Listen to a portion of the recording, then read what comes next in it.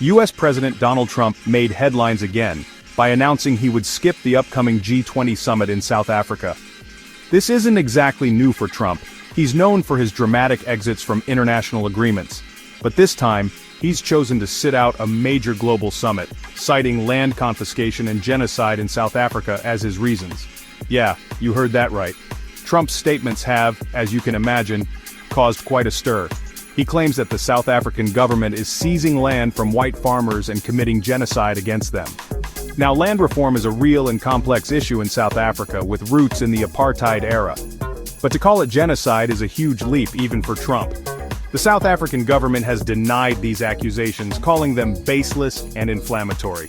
They argue that their land reform program is necessary to address historical injustices. The program aims to redistribute land from the white minority, which still owns a disproportionate amount, to the black majority.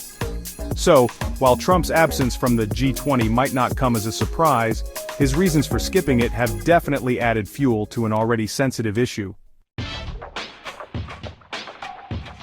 Let's rewind a bit and talk about land reform in South Africa.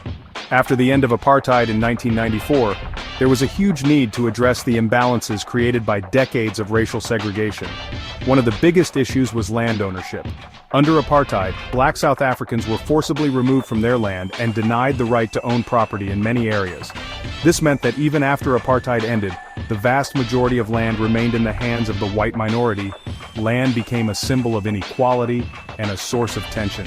The South African government has been trying to address this issue through land reform.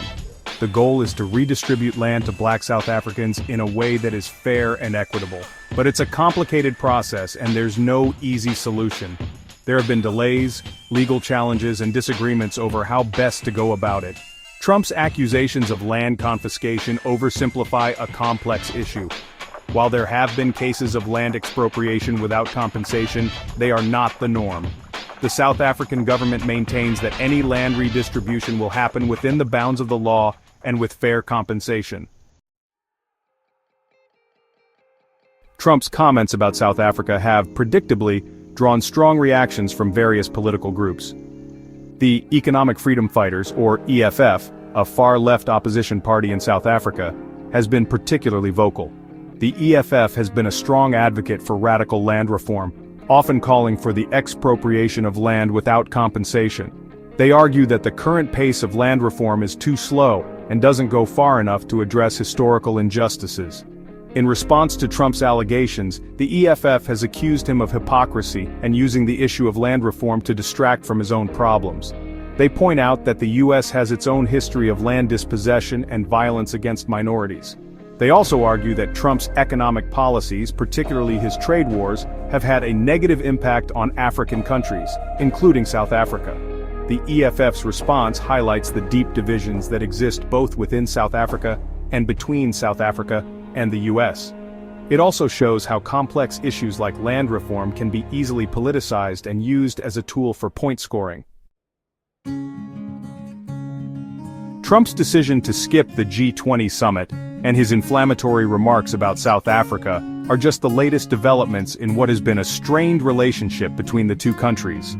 Under Trump's presidency, relations between the U.S. and South Africa deteriorated, with accusations of anti-white policies in South Africa and a general lack of trust.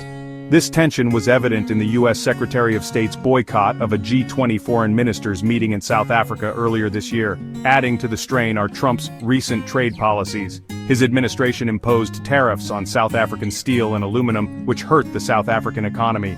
These actions, coupled with his rhetoric, have created a sense of uncertainty and frustration in South Africa.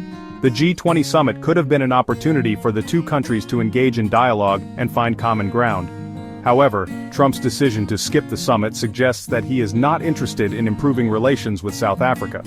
This will likely have implications for trade, diplomacy, and regional stability.